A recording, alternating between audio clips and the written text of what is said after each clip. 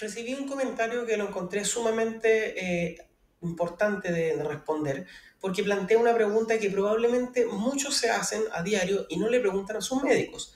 Entonces resulta que él tiene un conocido que estaba grave y hospitalizado, y este conocido se encontraba completamente hinchado de cabeza a pies, o sea, totalmente aumentado de volumen.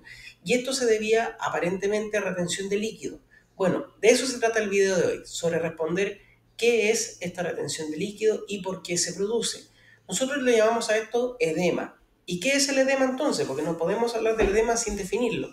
El edema es un aumento de líquido en el intersticio y que es palpable. Entonces, obviamente surge la pregunta, pucha, el doctor pesado que habla en términos técnicos, no entiendo qué significa el intersticio. El intersticio es el espacio que se encuentra entre las células y los vasos sanguíneos. Para que se hagan una idea, imagínense ustedes que tenemos en una especie de contenedor transparente, tenemos arena, ¿ya? Y a esa arena nosotros le ponemos líquido.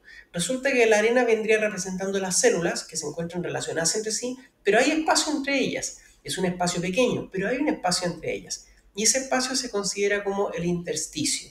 Si nosotros a este contenedor de arena le ponemos una manguera porque queremos mojar esa arena, todavía el intersticio existe, que es el espacio entre estos granos de arena y también los vasos sanguíneos que están representados por la manguera.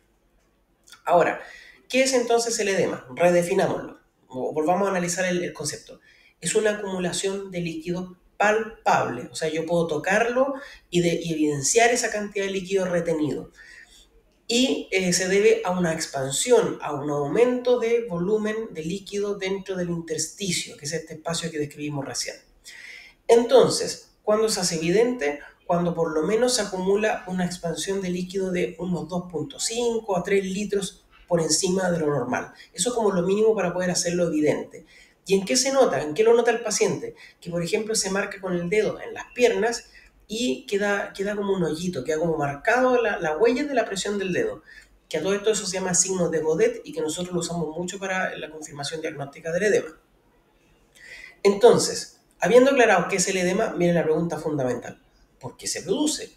Porque obviamente que todos queremos saber por qué nuestro paciente o nuestro familiar, nuestro ser querido, tiene este edema y necesitamos averiguarlo en términos prácticos. Queremos que el médico nos diga, ocurre por esta causa específica. Sin embargo, no es tan fácil definir la causa porque en realidad son varios los mecanismos a través de los cuales se produce esta retención de líquido. Y hoy día voy a hacer mi mejor intento por llevar algo que es sumamente complejo a unos términos prácticos y fáciles de entender para que podamos analizar las posibles causas de por qué este amigo del que comentó podría tener esta retención de líquido. Entonces, voy a mencionar 5 fenómenos los cuales podrían producir edema en general en los pacientes. El primero es un aumento de la presión hidráulica. Y voy a explicarlo en términos muy sencillos, pero necesito que pongas atención. Porque si no pones atención, esto no va a ser fácil de explicar. Imagínate una manguera de riego, que son estas mangueras que se usan en los jardines, que vienen con hartos hoyitos. Y vienen con hoyitos para que el agua que pasa a través de la manguera salga. Bueno, resulta que los vasos sanguíneos son muy parecidos a una manguera de riego, porque no son un conducto, digamos, impermeable que transporta el agua de un lugar a otro, sino que los vasos sanguíneos tienen poros, tienen porosidades, son permeables, permiten que parte del contenido de su vaso salga al intersticio. ¿Por qué? Porque la idea es que por donde pasa un vaso sanguíneo se vayan regando los tejidos con sangre. Por eso se habla de irrigación sanguínea. Ahora, estos hoyitos es súper importante entenderlos porque si tenemos esta especie de manguera de riego, un fenómeno por el cual podría aumentar la cantidad de líquido fuera de la manguera sería que aumente la presión de agua, es decir, salga un agua a más presión. En este caso, obviamente, es la sangre, ¿ya? Entonces, si nosotros aumentamos la presión del fluido, en este caso la presión de sangre, va a aumentar, por supuesto, que la presión hidráulica y por ende va a salir más líquido al exterior del vaso sanguíneo, al exterior de esta manguera de riego. Y entre esos fenómenos que llevan a este aumento de presión hidráulica está, por ejemplo, la expansión del volumen de plasma, que podría ocurrir por retención de líquido o retención de sodio por parte de los riñones, que es lo que ocurre en algunos casos, por ejemplo, en la insuficiencia cardíaca o también en la insuficiencia renal. Otro fenómeno, y siguiendo el ejemplo de la manguera de riego, ¿qué pasa si tenemos un niño ocioso que se le ocurre pisar la manguera al final del recorrido? Bueno, evidentemente que al pisar la manguera va a acumularse más agua al interior de la manguera y por lo tanto va a generar un fenómeno de aumento de presión hidráulica también, pero en este caso es por una obstrucción a la vía de salida. En ese sentido, también puede pasar en el cuerpo humano que, por ejemplo, por efecto de algún tumor o de algún coágulo, como en el caso de la trombosis, o por una falla en las válvulas, como ocurre en la insuficiencia venosa, también puede producirse un aumento de la presión hidráulica y por ende salir líquido desde el vaso sanguíneo hacia el intersticio y los tejidos. Por lo tanto, ese es otro método por el cual puede generarse este efecto. Otra forma en la cual esta manguera de patio, el vaso sanguíneo, podría generar mayor cantidad de líquido en el intersticio es mediante un fenómeno que se conoce como vasodilatación, que no es otra cosa más que un aumento de la amplitud, del ancho, del calibre del vaso sanguíneo porque se dilata. Entonces, el vaso sanguíneo, que normalmente está como un poquito más apretado, se dilata un poco y genera mayor cantidad de líquido. A manera de ejemplo, pasa más agua por la manguera de un bombero que el agua que pasa por una manguera de patio.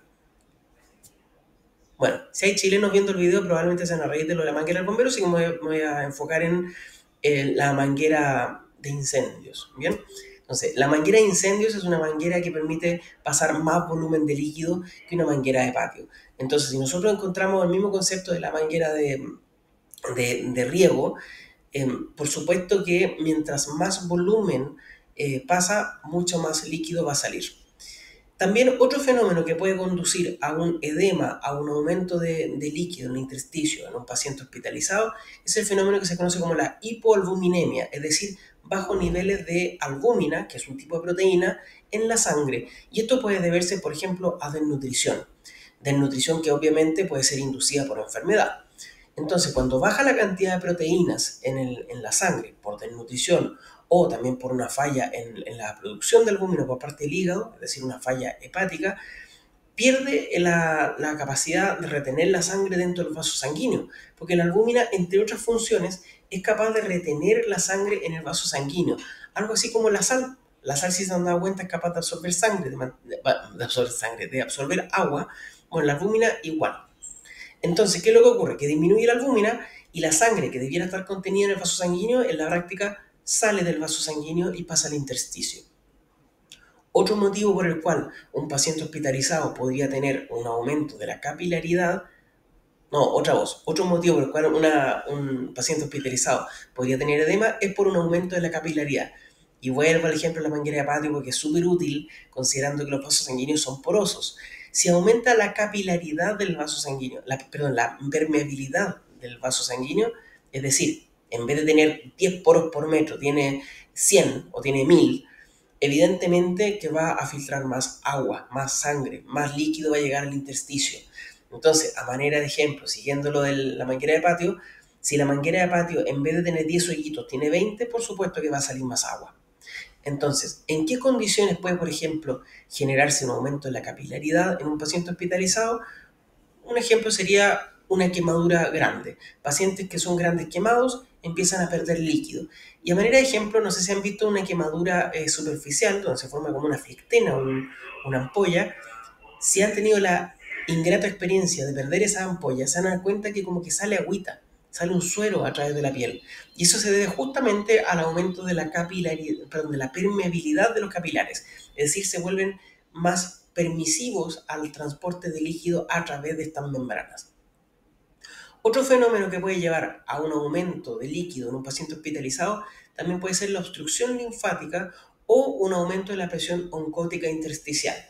Resumen, mientras más proteínas hayan en el intersticio, en este espacio entre las células y el vaso sanguíneo, también genera un efecto como de succión de agua. O sea, empiezan a sacar agua del interior del vaso sanguíneo y se la llevan al intersticio.